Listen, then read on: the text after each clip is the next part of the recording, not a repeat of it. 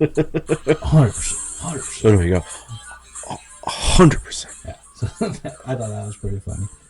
But yeah, All right, so what are we talking about? I don't know. Whatever. We were just talking about some stuff we could have just been talking about. Yeah, dude. You know, it's I'm coming out of my illness. Actually, let's just talk a little bit about a little bit of everything, because there's a lot going on right now in the world of my life, your life, the sport life, the business life. There's all this stuff going on. So, dude, I'm getting a bunch of like my algorithm is like going a lot with like Caitlin Clark and Angel Reese, and I'm like, why the fuck am I getting like if somebody gave me tickets to a WNBA game, I would go if it was like a Caitlin Clark game. Well, dude, it actually looks like a lot of fun. Like, I wouldn't go to a Chicago game to watch Angel Reese though. I was like, nah. I don't mind Angel Reese. I don't like her demeanor. Yeah. She's got that like have you seen the interview? She's like, not everybody's coming to watch the WNBA because of one person. It's because of me too. And it's like, okay. Well, you know. Yeah, everybody likes to watch you fucking brick. Yeah, I don't know. And catch your own rebounds and. Hey man, that's why she breaks records. Yeah, that's like. So we should be talking about this right now. We are. We're on. Oh, we're on already? Yeah. We should be talking about the beer first. Well, we'll get to the beer in a minute. All right. But like that's like the kind of worst. Those are the records you don't want. Like the Snow White record. Yeah, but like you toppled Dragon Ball Evolution. That's true. That's a fucking record. But it's she was a rookie last year. And she's just, You're talking about Angel Reese? Yeah, she's just trying to get her shot down. I thought you were talking about Rachel Zellweger. No. I'm talking about Angel Reese. So she put, she was 2 for 30 shots with 29 rebounds. No, she's 4 for 60. 29 of those rebounds were off of hers. Yeah. So it's just okay. She's trying to beat Michael Jordan, Scottie Pippen, and Dennis Rodman at the same time. Exactly, man. Yeah, she can't be Kukoc, so. No. Well, she does kind of have a little bit of an outside shot, not too much, and she shoots left-handed. No, that's fucking Caitlin Clark. But she shoots the outside shot. but she shoots left-handed like Kukoc. Yeah. So you're there now. Now you're wrapping her up all into the '90s era's Bulls, all into one person. Who was the fifth player of the Bulls that like nobody remembers from that? No, it'd be Luke Longley. Yeah, would be the center, because then you have every single position starting 5 in one person. So she could be Luke Longley, Dennis Rodman, Scottie Pippen. Yeah. Michael Jordan, and then she'd have to be like B.J. Armstrong. Yeah. I don't know. Well, actually, Tony Kukoc can be in there. She has that like. He was the 6th man, so he. It's like I don't like when people like talk themselves up like that much. Like I can understand if you want to like get your achievements out there. Like, hey, I had these championships or whatever. But like LeBron James, like calling himself the GOAT, I'm like, yeah, dude. If nobody, you never like. Who was it? Scottie Pippen interview where he was like, Michael Jordan never said he was the GOAT. He never had to say it. Like everybody just fucking knew. Yeah. And then on top, like because of that, I get a lot of Larry Bird reels too, and I'm like, dude, that dude was a fucking monster. Well, did you ever watch? I want to come back to the Angel Reese. Show? I want to come back to the show. No, I want to come back to the Angel Reese thing that you were talking about. Okay. Because I have a discussion on that. But when you're talking about Larry Bird and Magic Johnson, did you see when there was the interview during the Olympics? No. So during the Olympics, when the Dream Team was there, right, there was this big game that nobody ever got to watch because it wasn't videotaped. It was the Dream Team against the Dream Team in practice. Right. And like Michael had his team and Magic had his team, and they were going back and forth. And in the beginning of the game, they were talking to Michael Jordan. They're like, "Hey, you ain't the king yet, bro." And like they're because they're still there. Shit, yeah. And then the game was over, and Larry goes over to Magic Johnson. He goes, "I think there's a new king of the mountain now, man." And they were both like, "Yep." Well, I mean, pre-Jordan though, those dudes were like Charles Barkley. Yeah. Like he was still around during the Jordan era, but he was like wasn't he? Barkley? He was right before. Yeah, he wasn't like because I remember Charles Barkley's street ball game. You remember those Sega games? Yeah, Charles Barkley was Fire shot was only I think a couple years before. Yeah. Michael Jordan, not too long like how Magic and Bird were. Yeah. They were on their way to being on the way out when he was coming up. They're what, like late 80s? No, they were in the 70s, dude. Was it? Oh yeah. Yeah. Because I remember, the little shorts. Yes. Yeah. Yeah, here I can actually look that up because what are they called? Larry Bird and I share a birthday. Oh, congratulations. Yes. Let's see. He was drafted. Larry Bird was I gotta watch that drafted. What's that show on HBO Max? He was drafted in 1978. Yeah, I've seen the reels from the show with was it Magic something? Oh, the show. About the Lakers? It's just called. Isn't it just called Magic? I'm not sure, but yeah, it's like when Magic Johnson's all young and he gets recruited, and Larry Bird, they show Larry Bird where he got recruited, and he goes to practice, and they're like, "You want shorts and sneakers?" He's like, "Nah, I'm good like this. Give me the fucking ball." And they're like, "No cursing." He's like, "Give me the ball." He was like a fucking street worker, and they're like, "Hey, heard you can ball." Yeah, dude, but he's a monster, dude. Oh yeah. Like, and then I get all the the interviews like nowadays. Well, now I don't know how old they are, but like the post, their era interviews. Yeah. And they're like, "Oh, dude, Larry Bird was the biggest shit talker." Oh yeah, dude. He was like, "Oh, you guys got a white boy covering me?" Yeah. I forgot who he was talking about. He's like, "Man, why you guys have a white guy guarding?" He's like, "That's disrespectful." Yep.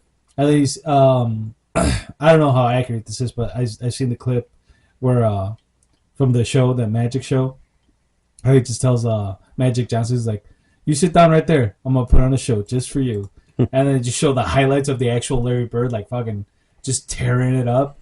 I was like, holy. But before we continue with your Angel Reese thing, yes, you want to do the beer? Sure. Today, because I'm getting dry mouth, cotton mouth. Sure. Today we will be tasting Champagne Velvet brand beer, the beer with the $1 million flavor from Upland Brewing, out of Bloomington, Indiana. And a little bit about this beer in particular, a little bit of a backstory. In 1902, Walter Brunn, the son of German immigrants, created a recipe for a new Pilsner beer named Champagne Velvet. Over the next 50 years, it grew to become one of Indiana's most popular beers and go-to for many of our grandparents and great-grandparents. It was the beer with the $1 million flavor, which wasn't just marketing fluff. Oh, that's fine. It was actually insured with a $1 million policy. Oh, shit. Industrial consolidation took down this regional favorite, and the recipe went missing for many years until a fan rescued the handwritten recipe from deep in a trademark portfolio. Upland reformulated the recipe using the scrap of paper and proudly brings this Midwestern legend back to life. Champagne Velvet has a refreshing, light Pilsner body with some sweet complexities given off by corn malt used in this recipe, making this the perfect lager. It's smooth and light, but still full of flavor, the perfect everyday beer for craft beer drinkers and a step up for domestic drinkers. 5.5 alcohol by volume. You just read a whole chapter.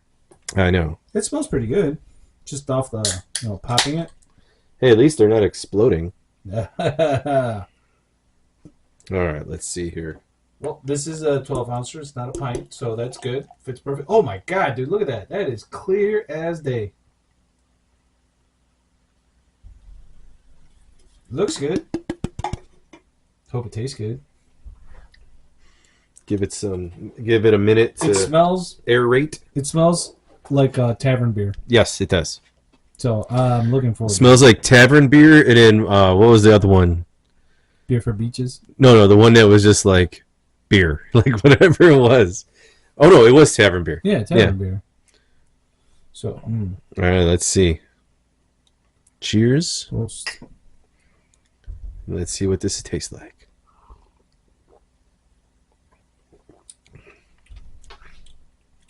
Good. Very very tavern beer. Like your Typical Pilsner, but it has a weird mouth feel at first. I think it's sudsy. It is a like little it felt like it coated my mouth a little bit. Did it? I took a big swig like you normally do, and I feel like the carbonation is like just over what it should be, but it's good. It's not bad by any means. So I like it. It's light. Mm-hmm. It's very clear. There is a little bit of sweetness in there. I could taste that. Mm-hmm. But it just, for me, it has like a weird... It's a good thing you got a 6-pack of these. Why? They're good. I think I'm gonna pound the first one, dude. I'm thirsty. But like the mouth feel with it is a little strange to me. Like, I can't believe the recipe wasn't in Popo. Like it just coats my tongue. Like it leaves it a little bit sappy. Yeah. Yeah. And then I feel like if I'm putting my tongue across my teeth right now. Scratch your tongue with your teeth. Like it feels like there's like like on my teeth it's like smooth, like there's like a coating on there. Yeah. But it's good. I like it. It's good. You know. I would definitely drink this at a bar. Oh yeah. I would be like, if you have it on tap, I would drink this because it's smooth. It tastes good. Like I said, the carbonation, I'd love to try it on tap. Mm-hmm. Yeah, that would be good. If it's any different, but like straight out of the can is good. Well, not straight out of the can. Straight out of the can into a glass. Yeah, but yeah, it's very good. Yeah, I'm enjoying it. I don't know if it's wall worthy, but it's definitely. Yeah, it's good, but it's not wall worthy to me. Yeah. I think that we have to be a little more scrutinizing. We have to scrutinize those a little bit more because this. We already have tavern beer up there, don't we? No, we don't. No, we don't. It should be up there. We need to. We didn't let those cans survive. Didn't live. You know? But now I need to go back up and visit Mike. Yeah, that one belongs up there. Yeah, and definitely. So does actually there's like 3 or 4 theirs that need to be up there. We need to redo those. I think we should revisit those beers. Yeah, I like them. My favorite's not up there either. The Genai. We haven't done the Genai. I'm gonna be honest with you. That's gonna be a dealer's choice. In the world, you can drink your Busch Light. No, but I'll drink my Guinness. But here's the thing: in the world of what we're doing, I don't think it belongs up there. Because we're not doing like big brand beers. Yes. Yeah. I think in the world of what the wall consists of, I think are the more harder to find ones. Yeah. And I feel like that's wall worthy. Guinness would be like over there worthy. Like second tier? Like just over there. Well, just, with the, like, I don't want to say generics, but like the mainstream. Yes, yeah. Exactly. That's like, because over there you'd put, your Guinness, your Modelo. Yeah. Those things would go over there. This needs to be more for the ones that you don't really see every day. True. I can agree with that. Now back to what I was saying about, or what we're bringing up with Angel Reese. Back to sports talk. The Angel Reese and the Caitlin and the Caitlin Clark thing. So I had a long discussion with a friend of mine last year about that, where Angel Reese was like, "Hey, it's not just Caitlin Clark, blah blah blah blah blah." And who's saying that? You or him? No, that's what Caitlin or what Angel Reese was saying. Okay, yeah. And my friend was more along the lines of defending Caitlin Clark, saying, "No, it's only her. She's the one, blah blah blah blah, saving the WNBA." And then she did kind of put it on the map again. Yeah, but the thing is that if you looked at the draft class that the WNBA had last year with Caitlin Clark and Angel Reese, and actually I'm going to pull it up because there's a couple other women of note in there that were actually really, really good basketball players. Okay. And I feel like that group as a whole should have been the forefront of the whole situation. Okay. Have Caitlin Clark be the leader, but really advertise like, look at this draft class. Yeah. This is the new generation of women's basketball. This is what is going to put women's basketball further up than it has been in years. And I feel like they did an injustice to people like Angel Reese, which, she had a decent college career, but she was one of the up-and-coming ones that they were looking for. And then let me get the other names because I don't want to butcher them when they come up. Because there was... Here we go. You have Caitlin Clark, Cameron Brink, Camila Cardosa, Rakia Jackson, Aaliyah Edwards, Angel Reese, Elisa Pilley, Carla Lighty. And then there was another one in the second round that I knew pretty well. Brianna Maxwell. Kate Martin. That's another one from Iowa that played with Caitlin Clark. She's good too. Yeah.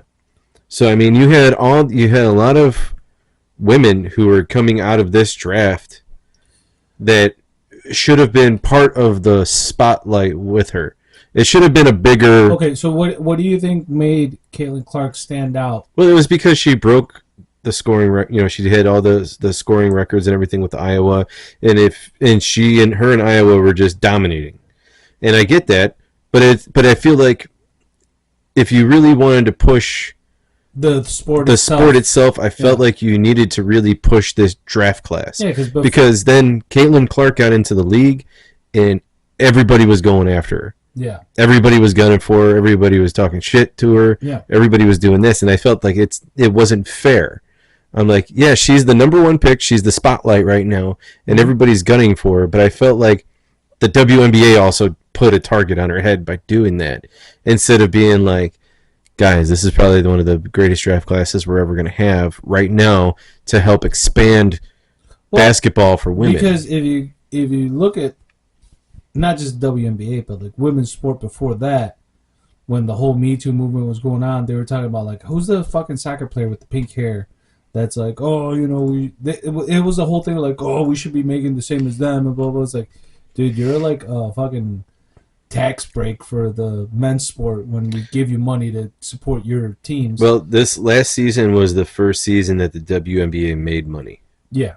Well, and then like you go back and like what's her name? Alex Morgan, soccer player. Mm-hmm. She was kind of different sport, but the Caitlin Clark for women's sports back in her time. They were like the renowned names. Like she was even on like the EA Sports cover for a soccer game, for PlayStation or whatnot. But other than that, like the only reason I remember knowing about the WNBA before that, or the only highlights or newsworthy information, was that chick that got fucking arrested in Russia. What's her Brittany face? Griner? Yeah. And then they had to trade her for some fucking like spy. Yeah. Yeah. Some like butcher or whatever. Yeah, the butcher. Yeah. Yeah. And I was like, what the fuck? But yet there's a Marine that's still over there. Yeah. Yeah. But we need our basketball players. She's not even good, dude. That's the thing. Yeah. It's like that one movie they made about the girls that got fucking thrown in prison over there too, based on a true story. I forgot. It's like a movie about it. You know what I'm talking about, right? Yeah. But yeah, they could have done the WNBA thing a little bit better to take a little bit of the heat off of Caitlin Clark, because there are a lot of good women's basketball players. She's not even in the WNBA anymore, is she? Yes, she is. Is she? I thought she got like some contract in Europe, and she's like going and like being the face of sports elsewhere. I don't think so. She's getting all unless that just came about. It might just be TikTok trash talk, but yeah. I don't know. I don't know. You gotta keep up with your TikTok, with your fake news. See, I'm not a fan of TikTok, man. That's where I get my fake news from, bro. I'm just like. Do you remember the Hall Pass movie? Yes. When they get caught talking shit on the cameras at that dude's house, and then what's her name? Christina Applegate's like, this morning you left the computer on cockgobblers.com, and fucking what's his name? Jason Statham is like, I get my weather from there. Oh man, that's where I get my fake news, man. TikTok. Get my weather from there. Oh man, I've been getting a lot of fucking reels too about like older movies, like cool movies from our era. Like, do you remember the movie Grind, the skateboarding movie? Yes. Like, or just movies like that, like that we grew up with, kind of. Mm-hmm. And how there's like quotable lines, and it's like I say these lines sometimes and nobody understands me, and I'm like, dude, me and my boys, like you, Phil, guys that I work with, sometimes I'm just like, like I'll say something, I'll be like, oh, dude, I know where that's from. Mm-hmm. Like, seems we have a failure to communicate. We're not stuck out here with you. You're stuck out here with us. Which is a revamp obviously, from the old movie. But when Dean said it, I was like, oh shit. Shit's about, some people are going to die. Yep. Characters are going to die. They're going to be unalived. I'm going to unalive myself. That popped up recently on my feed too.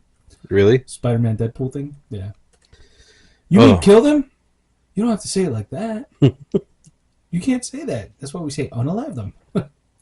Oh, dude, I watched... Well, I didn't watch it all. I watched part of it. Craven. I've delayed it because I've seen bits and pieces of it, and I'm just like, oh, it just looks bad. There were some parts that were cool. But then some of it, or most of it, I was just like, ah. I feel, this is me personally, Aaron Taylor Johnson's a good actor. Mm-hmm. He's just picking shitty roles, dude. Yeah. Like, I think his last good role was the Bullet Train. Oh, Bullet Train, he was awesome. Yeah, and he had that killer mustache. Yes.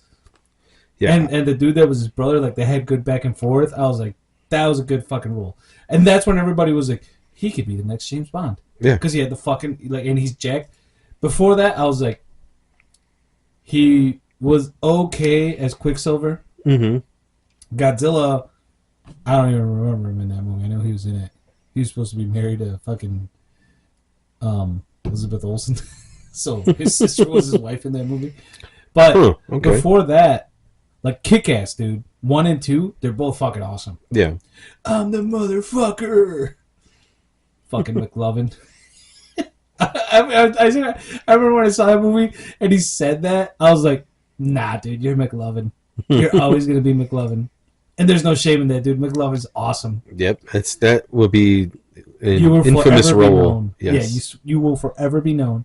You can have an Oscar-worthy performance and you will be... The Oscar winner is McLovin! Yeah. Yeah, I watched part of the Craven, and it was just weird, dude. Dude, Reacher. That's where I'm at right now. Yeah. Dude, it's so fucked. Like, watching it, and I'm like, so, if you've watched it, right, you've seen it. Parts of it, yeah. But you've seen, like, the previous seasons, right? I haven't watched it all, dude. Oh, dude, you gotta get I've watched bits and pieces of it. You've gotta get on that. It's such a good show. But, so he's like an ex-MP, right? Yeah, I know the premise. Right, so Tom Cruise, the movies, you know, they're okay. Alan Richardson's a fucking unit, dude. He's like the way he's described in the books. He's like fucking huge. And he's jacked.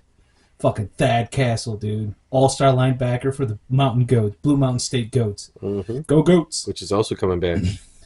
Dude, I've heard. I haven't seen anything, though. Anyway. Like, this dude's like off on his own now, right? He's like pretty much a bum. Mm-hmm. But he gets money and whatnot. But, like, the way he just offs people in the fucking... Like, he's always teamed up with some sort of legal agency to, like hey, you know, it's kind of self-defense or whatever. Or yeah. But, like, the dude in this season, he's just, like, murdering, like, bad guys. But he's just, like... He's just murdering, dude. I'm like... Dude, this dude's basically a fucking serial killer. Like... Jason Voorhees, watch out, dude. You know? This dude's, like, the next slasher film or series. But he's creative too. It's like he's got like all like the way they do the show and the way they've like the way they portray him on screen is fucking awesome, dude. I'm like, that makes sense. I'm like, that tracks. Yeah. And then in his third season, they had to get a guy that's bigger than him, and I can't remember the actor's name, but the dude's like 7 foot something because they had to get somebody bigger than Alan Richardson because in the book that they're basing the third season off, they put in like this dude that's like a fucking ogre. Yeah. And they got this dude. He's fucking huge. Okay. And then you got Alan Richardson who's like 6'4" or some shit like that. And then they had this little dude that's probably like our height, like 5'6", 5'7". He looks like a little kid next to him. He's a bad guy. But he looks like a little, like they showed the three of them walking and the big dude, I gotta look up his name. But he looks like a normal, because he's not like, he's not super jacked like the Mountain. You remember the Mountain, right? Yeah.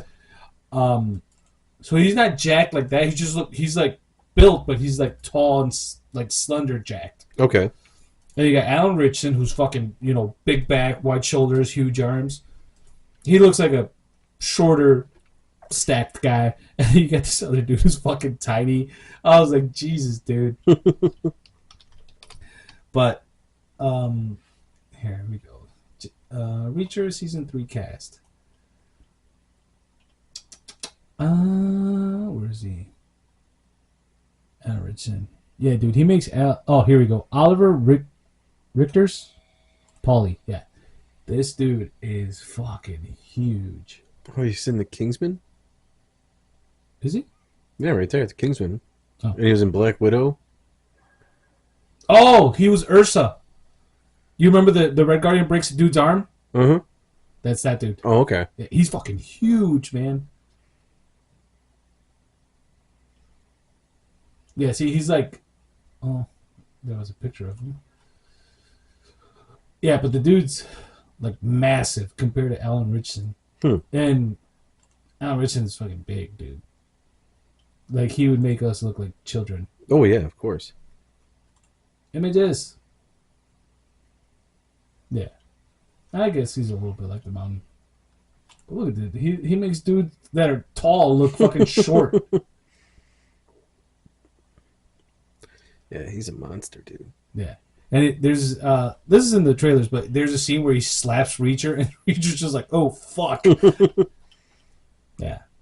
So you got to get on that, dude. Reacher's really good. You should watch them. All 3, like, the first 2 seasons are really good. The 3rd one, I'm on it right now, and it's good so far. I'm on, like, episode 7 of 8 so far. I'll have to check it out. Yeah. Once I have some time to really sit down and watch it. Oh, dude. I envy not having time to watch it, because my time is Coco Melon and fucking Miss Rachel right now. I know most of the Coco Melon songs right now in Spanish. Ooh. Yeah, in Espanol. Coco Melon. Coco Melon. Did you see that video I sent you with on Messenger where the guy pronouncing the... What does this sound like? How do you say this in English? Yeah. Oh, dude, I was fucking with the dudes at work. One of the team leads, Zach, he's a cool dude. They always, I don't want to say mess, like, because it sounds bad, like they mess with the Mexican guys at work, but they're always like they take little subtle jabs that are funny, and we're like one time, like, me and these other 2 Mexican dudes were at work in the morning, one of the coworkers walks in, he's like, oh, did I walk in on a cartel meeting, or what's going on? We're like, dude, you're an honorary Mexican, you look Mexican, so you come in. We're just fucking around with him. But this dude, Zach, he's always like, buenos dias. And, he like, I appreciate the effort. I really do. Because it's cool that people try to, even though I'm like, we speak perfect English, but, I appreciate it. And I went back to, like, when you see, like, shorts on YouTube, whatever, and they like the Mexicans, dude, because the labor force is mostly Mexican, some work areas, construction mainly, and they mess with the white guy, and they're like, "Hey, do you remember how to say buenos, good morning in Spanish?" And they're like, "Oh, me gusta la verga negra." And they're like, I'm like, "Oh my god, dude!" And the dude's like all excited. And I'm like, "That's a sketch. That has to be." Like, the dude cannot, like, Spanish and English. You correlate some. Yeah, there's some words that you could be like, "Oh, I know what that means." Yeah. But I was just fucking dying, dude, when I heard that. I was like, oh my god. So I did that to Zach. I'm like, you know how to say whatever phrase in Spanish? And I told him that one. He's like, that doesn't sound right. I'm like, I started laughing. And I was my partner. He's Mexican too. Orville, shout out. He just started laughing. He's like, you're fucked up, dude. I'm like, dude, it's funny. It's all good fun, Did you ever see that?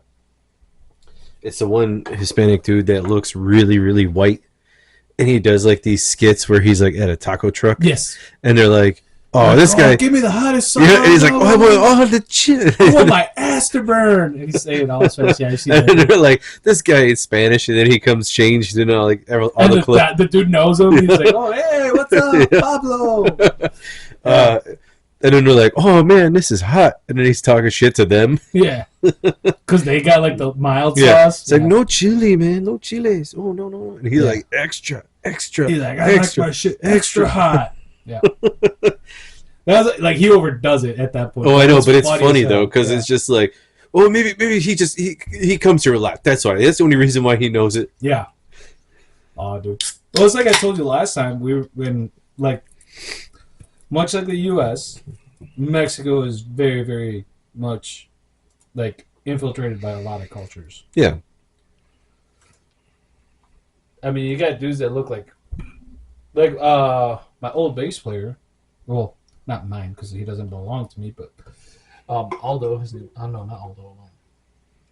Alberto. His nickname was Boots.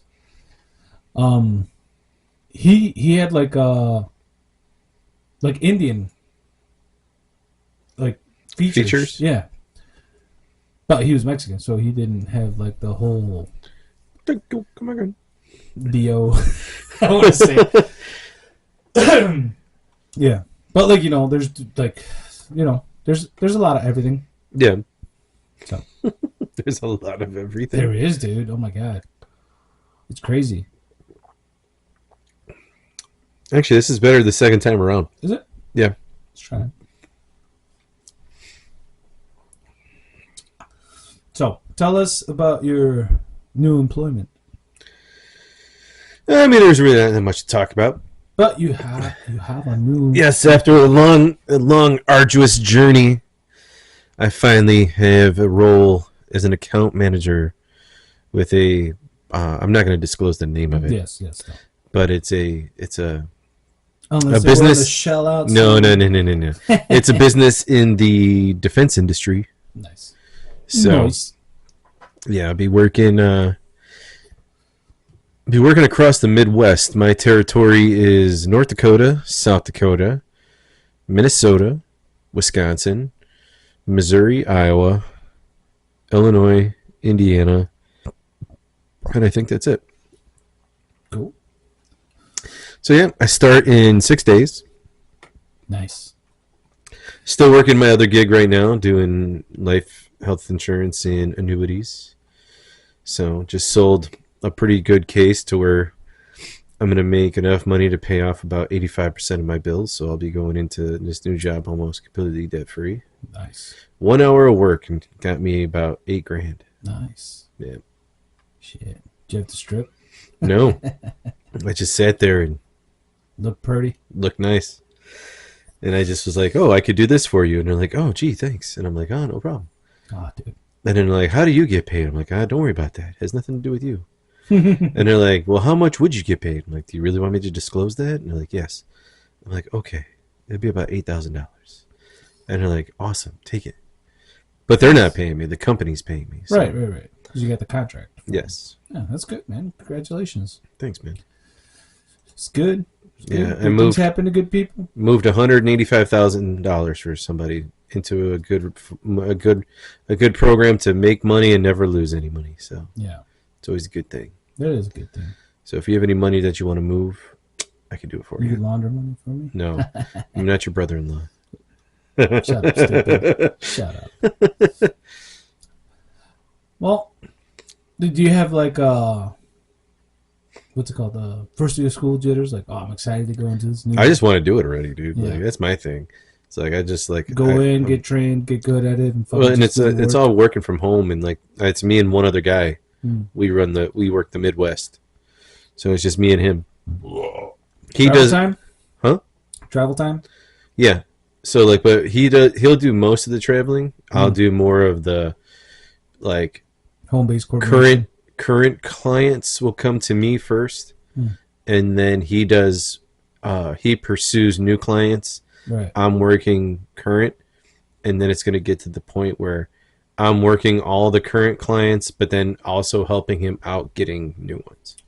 Cool. So, and then I get a percentage of any contract I bring in. I get a percentage on top of my salary. So, yeah, there's some pretty good things that could come from it. So. Nothing like steady income, brother.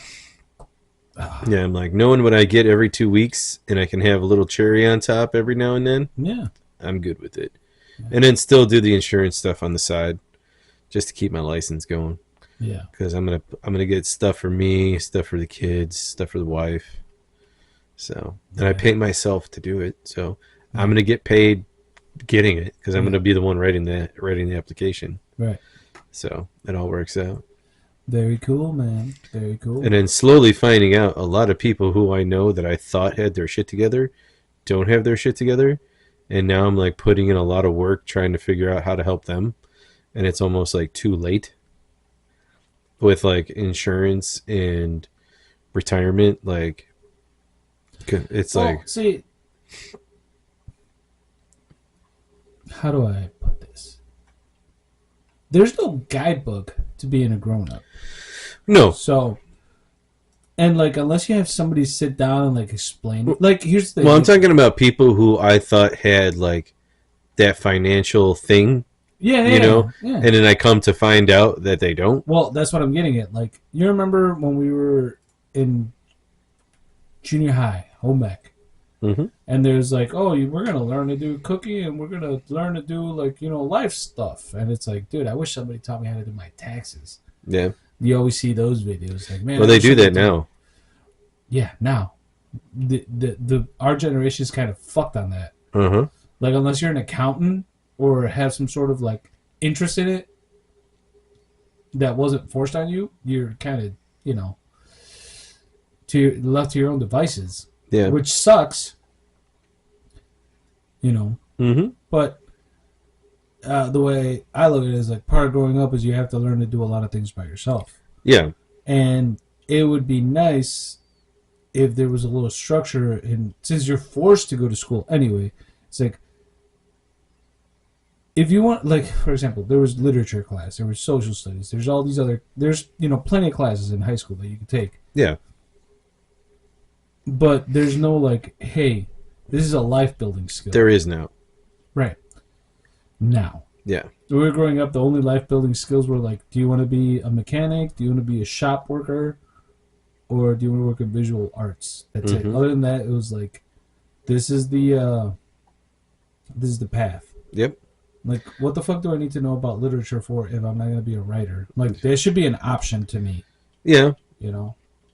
Like, and then it didn't happen for us until you get to college. It was like, dude, this might be a little bit, like, not too late, but it's like, you could have piqued my interest at an earlier age where I could come out a pro and then have to put in 5 or 10 years of, intern work before I make a decent salary. Yeah. Yeah, definitely. Going through the high school catalog with my oldest, I have found that high school has changed quite a bit. Yeah. So he has a lot of career-oriented classes that he's going to partake in. So what's he looking into? Do you know? So he's doing there's like 2 computer classes he's going into where it's like one is, what was the one? One was like video game design and another one was something else as far as just tech-wise. And then he's doing sports media management and marketing. And then he's this also is in high school? Yeah. That's cool. And then he's also going to be in his gym class, his freshman year, he has to do like the first half of the year has to be like regular gym, like how regular gym class is. Yeah. And in the second half of the year, he can choose to have a different elective. And he's going to learn how to be like a sports referee so that he can go to like the YMCA and be a ref there and get paid to do it. Nice. So that's 1 year he gets to do that. And then he's going to keep doing those classes. And the crazy thing is that it builds on top of it. Yeah. And you can go into more in-depth, like sports marketing goes into one thing for 1 year, and then next year it's even more in-depth, and they just keep going. So there's a lot of stuff. And then he has the class that he's going to take sophomore year, where it's about buying a house, buying a car, doing taxes, like getting, doing health and life insurance and finding out what those things are, like and managing your life as an adult, kind of. Yeah, so it's pretty cool what they got going on there. That is pretty cool. Dude, I wish we had that when we were fucking. Like, they had a whole. Instead of learning to bake fucking cookies. Yeah. They had a whole thing for, like, fashion and design. Yeah. They had a big thing, like, how it goes through every year for that.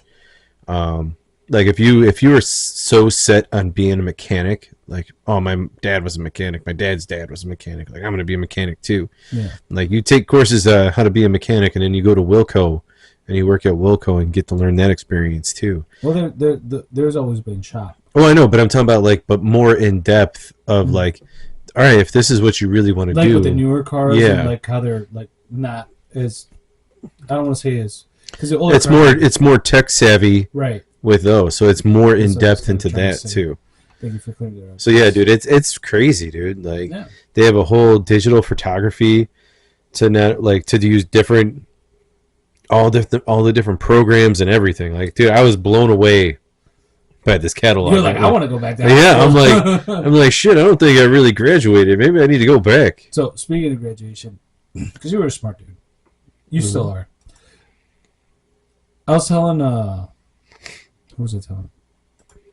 I was telling Orville, but I've told Tyler before, and I don't know if I told you this before, but like in Argo, when we were growing up, I had enough credits to graduate in December. My dumbass. And when I moved out here, they were like, "Oh no, we have a different credit requirement." So I needed 2 classes. I would have graduated in December of 2002. Okay. I don't know if you got that. Did you have that? Because you were a smart dude, right? Yeah, but I stretched it out to go the whole year. Yeah. Well, I was forced to. Because I only had my junior and senior year. If I would have had a full schedule my junior year, I could have graduated early my senior year. Okay, so you were on the same boat as me. But I stayed. I left early. Well, I started late and I went home early. Yeah. Because I worked. So right, so you didn't have the full schedule. I did that stuff in between. So I'm like, all right, I might as well just be here for this time and just keep it going. Right. I'm working anyway. So when I moved out here and I went to PHS, they had me the last semester for 2 classes. And I remember the 2 fucking classes because I failed them. It was algebra, because I didn't pay attention, and chemistry with Kolke. He fucking failed me even though I was on a football team. He was a Marine. He was like, "Oh, you cockroaches." I was like, dude, that's not something to brag about. But anyway, I had to stay for those. So my schedule, my senior year for the second semester was like those 2 classes and PE and theater. The rest of the fucking... And I think the last 2 classes I was like, I want to get out early. So I fucking had like only 6 periods.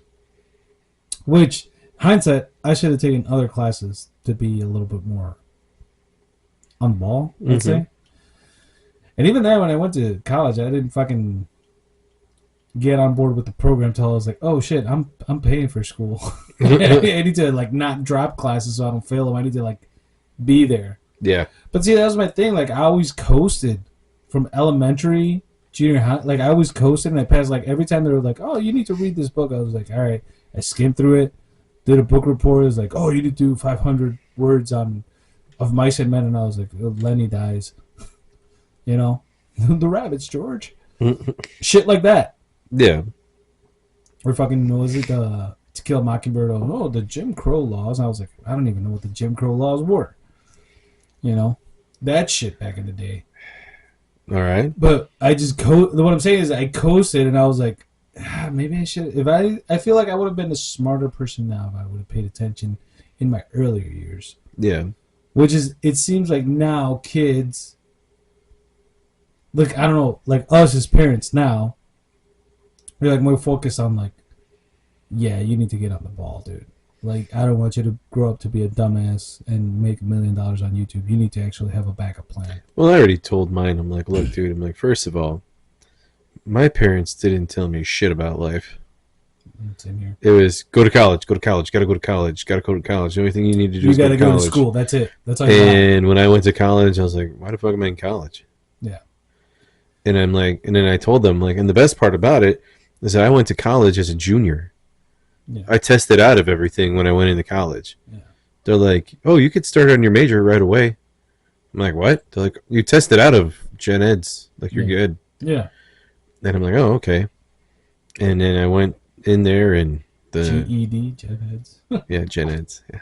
And then I went in there and the fucking faculty was terrible and made me leave. And I had to start school somewhere else and finish that up. But... Yeah. Anyway, but I told them, I'm like, you know, this is what you need to do. This is how the things that you need to learn so that you're ahead. And I'm like, take my advice while I'm giving it to you because it's real life experience and it'll actually benefit you. I'm so like, do you feel they listen though when you talk, like for example, with some things. It's like when you tell a kid like, hey, don't do this because it hurts, and they're like, well, I need to experience it for myself, kind of deal. Well, they understand some of it, and there's parts of it that they're not ready for yet. Like I'm just kind of giving them a head start with some things. Yeah. And I know that's like I know you don't understand this now, but you'll see eventually what I'm talking about. Well, the reason I ask is because like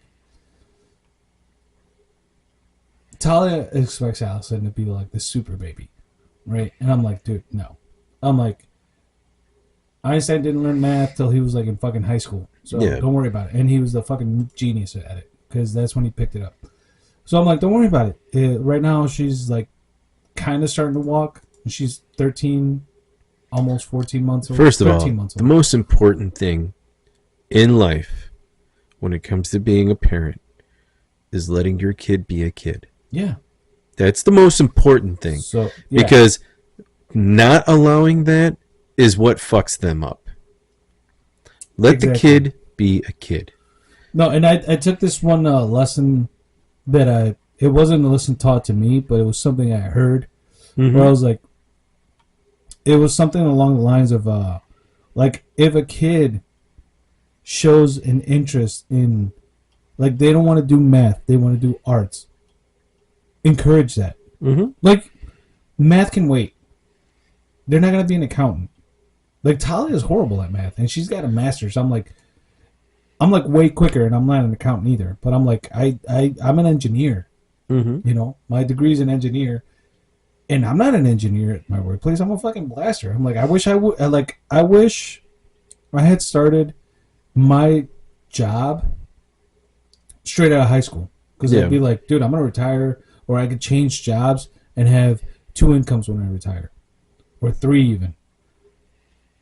But at the same time, I don't regret it because school opened up my, like, it unlocked the, like, a certain potential of my brain. Yeah. And now I'm like really good at math because I did see like algorithm, you know,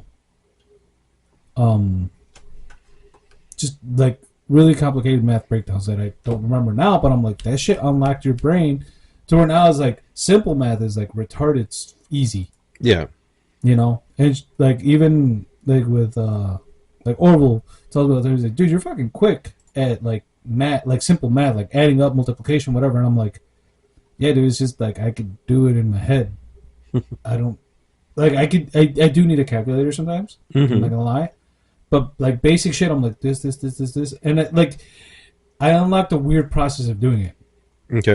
Like, because I was helping my my niece too, my goddaughter, with like math problems with like, oh, strawberries. How many strawberries do I need to go in this column? Blah blah blah. And my sister-in-law was kind of listening because they asked me for help with it. And my sister-in-law was like, how are you like, how are you doing this? Because this is like, you're getting it like really quick and like it's precise. How are you breaking this down? And I'm like, well, this is my thought process, you know? Like I look at an object, blah, blah, blah, blah, and where does it go? And I'm trying to explain it to her, to my goddaughter. And at the same time, my sister-in-law is trying to learn, like, dude, you're doing it like really quick. Like even for like for a kid that's learning it, like you're explaining it decently well, so your thought process goes like if it gets imprinted in her brain, she's gonna be like a math whiz with whatever she develops later on. Yeah, you know, like if she unlocks her potential. And I was like that. I learned this shit like not even when I was little. I learned it in like college. So if she can learn that shit like as a young kid, like a 10-year-old, I was like, she's gonna be a fucking math whiz. So I was like, and like school helped me unlock that. Yeah. So I don't regret not starting at 18 when I was as a union laborer, but at the same time, I'm like, man, I would have had a leg up because this is what I want to do. Like I like working with my hands. I like fucking the workout, you know, you get from physical labor. Yeah. And it helps being handy around the house. You're not a fucking useless piece of shit that has to, you know, like, oh, I can't mop the floor. I need to contract somebody out for this. I'm like, if I was rich and I had the money, I'd be like, yeah, fuck it, whatever. But I don't. So I'm like, hey, I got to do, you know, I got to build my own mailbox. Yeah, basically. I'd help, but, you know. It's very helpful to have those life skills too, especially, and I don't mean to sound sexist, but especially as a man, because it's expected of you. Yeah, that's true. You know, not saying ladies can't do it. Power to you, ladies. WNBA and all that. Jeez, dude. Like Angel Reese said, me too. They watch it because of me too. You can do it, ladies. I believe is in you. Yeah, you know what? Let them fight for their right. They have been fighting since the 19th. Was it 18th or 19th? Women's right to vote. I don't remember. Oh, you didn't pay attention in history class? It wasn't that important to me because I already had the right. Not at that age you did, son. I know. But then I always joke around. I'm like, whenever something like bad happens and they're all like, women complain about something that happened with women, I always like, oh, that's what happens when we gave you the right to vote. You're all like, oh, I'm enjoying this white privilege. This male privilege, okay? Male privilege. I do not have white privilege. Do you ever see there's a rant with Bill Burr where he's like, oh yeah, they're always talking, like even like the Karens are like, oh, it's typical white male privilege or whatever. He's like, really, bitch? You're in the jacuzzi with me. Yep. Oh, I saw a video about like how I love Bill Burr. Mm-hmm. Haven't seen much of him lately, but I saw a dude like talking about how he's gone woke and like because of his wife and all this, like she's like a hardcore leftist or whatever. I don't know them personally, so I don't really can't say. But I was like, man, he did kind of fall off with that fucking when he was on Jimmy Kimmel talking about the LA fires. Yeah. It's like, oh really, you assholes think you know about fires? Like, dude, everybody's stating their opinion. You used to do that. Yeah. You used to rant about it. So I was like, maybe there's a little truth. Maybe it's fake news from TikTok, from the talk, you know? But yeah, I don't know, dude. I don't know, man. I just hope he goes on to where he was. And I love the fact that he's taught, like in his like rants or whatever. Now he talks like when he goes on Rogan or whatnot, he talks about like how he had to chill down because he's a parent now. And I'm like, yeah. I'm going through that now. Can't be a party animal forever, Kyle. Nah. My kids are older, dude. I'm good. Well, maybe when Allison's in her teen years and she's like, my dad's cool as hell. Damn, dude. When she's in her teens, you'll be 50. Something. 50-something. Yeah, dude. I'm happy I get my kids. Dude, I'll be lucky to be alive. I'm happy I get to have my boys' teen years when I'm in my 40s. Yeah. Well, you made a mistake too, as you're always telling me. I try to stop that one too. Oh no, I didn't make a mistake. Not having them.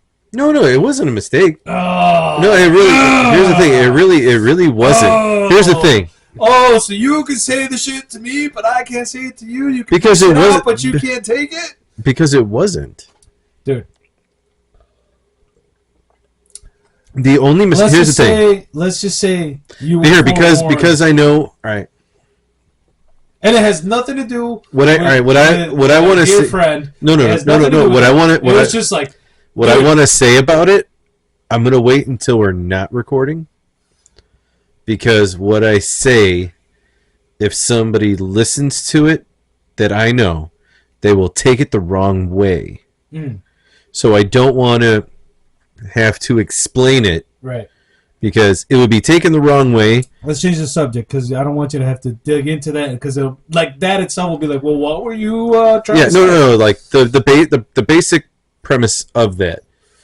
If there was one situation that happened, it would have been something else completely different. But I don't want to talk about it because some people might take that the wrong way. Okay. Message received. Yeah. So copy that, Roger 10. Well, no, copy Roger. Roger. No, it's we fuck it up at work on purpose. 10 Roger. 10-4. I know the fucking call signs, dude. Roger that. 10 Roger. No, man, Roger that. Copy 4. I'd just walk away. Like, dude, oh, you're on fire? All right, see you later. Dude, I told Orwell one time, because we were worried about, like, you know, we deal with explosives. And this one time, I was in the basket, and a rock got knocked down. Mm-hmm. You know, I don't want to say it wasn't scaled properly, but it wasn't scaled properly. So there was a loose rock, and it fell, and we were already at the process of tying in when we're using, you know, deck cord. Okay. And it fell, hit another rock. It's usually wet or moist. But when it fell, I saw a spark. Oh. And I was like, whew, am I in... I was like, did I just, like, die? And I'm just, like, in limbo now here? Like, my ghost is going to live in this mine forever? And then I told Orwell afterwards, I was like, dude, like, I'm letting you know now. Like, if there's ever, like, if I'm up there and I'm just, like, stuck up, like, because I'm tied off, I'm in a basket, like, there's no way, like, I'm like, you could run. You're on the ground. I'm like, just run, dude. Mm-hmm. Like, if there's ever, like, I'm not even fucking kidding. Like, yeah, it's funny because we're talking about it and we're making light of the situation. But I'm like, dude, just run. Like, if there's a fire and you know I can't get down on time, there's no sense in both of us fucking getting hurt or, you know, God forbid, dying. Because it is dangerous work. Oh, yeah. But I'm like, just run, dude. And if anything, just, like, tell my wife and my daughter that I love them. And my mom. And my family, basically. I'll tell them that I love them. And, you know, it's part of the job. Shit happens. Not that I'm looking forward to shit like that happening, but I'm like, there's no sense in both of us fucking getting injured or worse. Yeah. So I'm like, that being said, that was fucking scary. Because it wasn't even something that was really our fault. Yeah. Like, you know, it is shit happens. Mm-hmm. And that's exactly why you need more life insurance.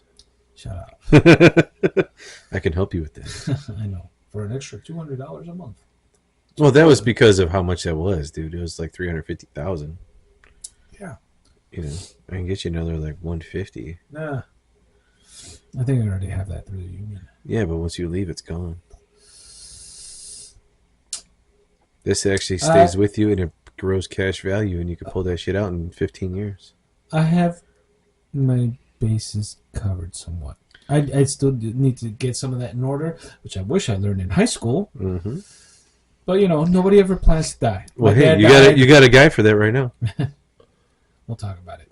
But, you know, my dad died. It wasn't planned. He died relatively young, 56. But, you know, like, looking back at his, he didn't, like, how do I say this? He wanted to take care of himself later in life when it was, like, a little bit too late. Mm-hmm. And he was still... That's usually how it goes, dude. And he was really, like, my dad was, like, a go-getter. Like, he was a tough dude. Like, he used to smoke, like, a pack of Marlboros a day or whatever. And we, like, the year he passed, we literally climbed a mountain with him. It was me, my oldest brother, Ray, and one of my friends were with. We're like, oh, in Mexico, there's this thing called the Cerro, which is, like, a small mountain. But it's still, like, you know, 3,000... No, not 3,000 feet up. I forgot how many feet up. It's like a fucking 3-mile hike uphill. So it's pretty high up there. I have pictures. I'll show them to you sometime. They're kind of like, wow. Not with us, but, like, I've done it several times. Okay. Now, I did it when I was younger. Now I'm like, oh, if I do that, I'll probably fucking croak. But, like, my dad, we went up, and there's a TV antenna at the very top. So it's pretty cool. And it's really a sight to see. Not a lot of people do it. From Monterey. I told Tala, I was like, because she's always like, we're Regiomontanos, we're Monterey. She always like, I'm more Regia than you. And I'm like, she's like, you've been up here too long. And I'm like, shit. I'm like, have you been up there? She's like, no. I'm like, well, I have several times. I never left the house. Yeah. I mean, no, dude, like I've seen it in pictures. There's this other sightseeing place called Chipinque, which is like a lighter. It's a 7 mile hike, but it's like not steep. So you're kind of going uphill, but it's not steep. It's like a trail basically. And I've done that several times too with like buddies. Me and my brothers and my cousin have done it. And there's a road you could drive up there, or you could take the trails. Okay. And the trail is a 7 mile hike, and I've done that several times. One time we came down, it was night. Me and my buddy, he's like, dude, are we going down right now? And I'm like, he's like, I don't know if we're going down or up. I'm like, dude, we're going down. When we were coming up, the shit was on our left. Now it's on our right. I'm like, I got you, dude. And he was like, no, we need to check the kilometer marker. I'm like, dude, you're gonna make me hike back a fucking kilometer just because you don't know? I was like, I know. You can hike back. I'll see you at the bottom.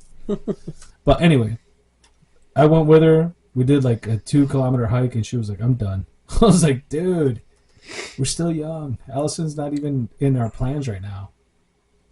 And she was like, nah, I'm done. I was like, all right, I guess we're going down. It happens, dude. Mm-hmm. What are we shotting to? What are we shotting to? What are we shotting to? That's my thingy that I say.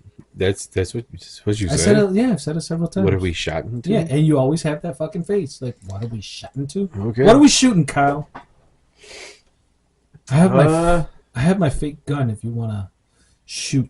Well, let's just go with this still. This is the whiskey sour. Whiskey sour for this? Yeah.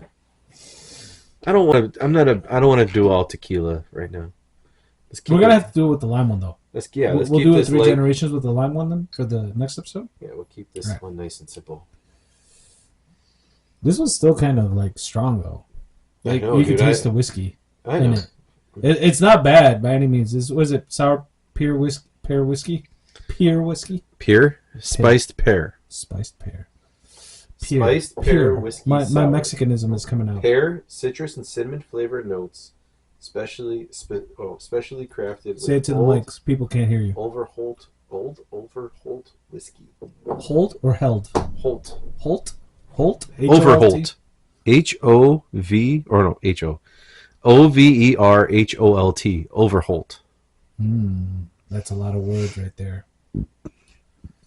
So, Champagne Velvet's really good.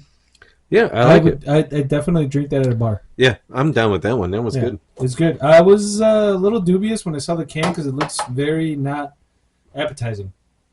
They need better presentation for that beer. I was worried for the Miller High Life. Yeah. So I was worried at first. And it does taste a little bit like High Life. I was worried a little bit. Without getting you fucked up as much. Yeah. I was worried that it was going to have, like, when it said Champagne Velvet. Oh, like champagne. Like it was going to have, like, a champagne type dry sour feel to it. Yeah. That's at first when I was like, shit, it's going to be like champagne, isn't it? I'm like, fuck. Did you really say, like, shit? Yeah, because everything else, like, all right. Yes, I was being a little frugal with what I was buying today. I'm not going to lie. Because $30 and I only had like $15 on top of that. Because like I said, I'm pinching pennies until Friday. We both are. So I'm just like, all right, let me see. And there was We're broke, motherfuckers. There was one I was looking at. I'm like, ooh, that's good. Fuck, that would be our whole budget after taxes. And dude, there's even a beer there. Like, all right, shout out. All right, this is a message to Benny's. You really need to like work with your distributors and the breweries that you're dealing with about getting pricing because some of this shit is outrageous. There was a 2-pack, 2 fucking cans of beer together, 2 for $18.99. Like 1, 2? Yes, a 2-pack for $18.99. $18.99, dude. Yeah, I've seen those. That's outrageous. Like, I've seen a couple of those. Now, I just want to know. One, that brewery, who do you think you are to charge that? Is that beer gonna make me feel like elite? That should be like a 20% beer that you drink like cognac to when you drink it, you're going to dream the best dream of your life. Is that Cavassier? Yeah, like, dude, you better wake up feeling the greatest of, like, that must have psychotropics and any other kind of tropic you could think of that makes you feel high on life, where you're just like, dude, this is the greatest thing I've ever had in my life. Okay? For $18, yeah, I'd pay that. Okay, but I'm just saying, that is insane. Or a 4-pack for $25. Yeah, that's pretty outrageous. Dude, it's beer. Yes, exactly. Like, why are you paying $26 for 4 beers? As much. Well, I don't think so at all. Like, can I ask how much a 6-pack of Champagne Velvet was? $9. I gotta live with that. That was It's a 6-pack of 12-ounce cans. It was $9 before tax. Yeah. So $8.99 and then tax on top. So if you got it at a bar, it'd probably be like $6 a pint, something like that. Probably, yeah, 5 or 6. Yeah. Yeah. And it's decent. You know, it's a good beer. I would definitely drink it again. Yeah. It's not horrible. Yeah. After taxes, that was like 10 something. And then the next beer we're going to do in the next episode was like 13. Elation with inflation. The other one was 13. The 2-can one? The 4-can one. Oh. The next one was 13. It's good beer, though. I hope so. Well, yeah. It looks cool. I'm looking forward to that one. So. Yeah. Champagne Velvet. Check it out. It's good. I like it. I like it. If you like High Life, I feel like it really does have a High Life taste to it, and it probably won't fuck you up as much. No, it's one of those everyday kind of drinking beers, like they said, for craft beer drinkers and, domestic beer drinkers who want to up their game a little bit. Yeah, I think it's perfect. Yeah, and it's what, 5.2 you said? No, it's actually 5.5. 5.5? Yeah, that's not bad, dude. Like, honestly, like, this is a good one, and I feel like this lines up. It's below. I will always forever be a number one fan for Haymarket. Yeah. One, because of when we did the show itself, it was awesome. Their outreach, or when their response to us reaching out to them and how well they treated us when we were there, they will always be number one for me. Yeah. And I feel like this is good, but it is still under tavern beer. But if you can't find tavern beer, if you're in Indiana and you have this is really good. Yeah. Which, you find it here. So and here's the thing. Like, I feel bad for all the beers that we do and everything that's even up there, that Haymarket holds a special place for me because of how awesome they were to us. Yes, they're very, very awesome. And I know we shouldn't talk about other breweries when we talk about this beer in particular, because we should be focused on this beer, but we had a great relationship with somebody who completely did something completely different for us that we didn't have. Yeah. And it holds a really dear spot to me, where I hope other breweries in the future will be able to do that for us too. And I would love to go back, dude. That was a great time. Well, the problem is, that was a good time. Yes, but we need to work on doing other things with that little series that we haven't done in a while. Yeah, true that. So we need to take care of that. Yeah, let's bring it to a close, brother. Yep. Cheers, and we'll catch you all on the next one. Yep. Good night, everybody. Good night.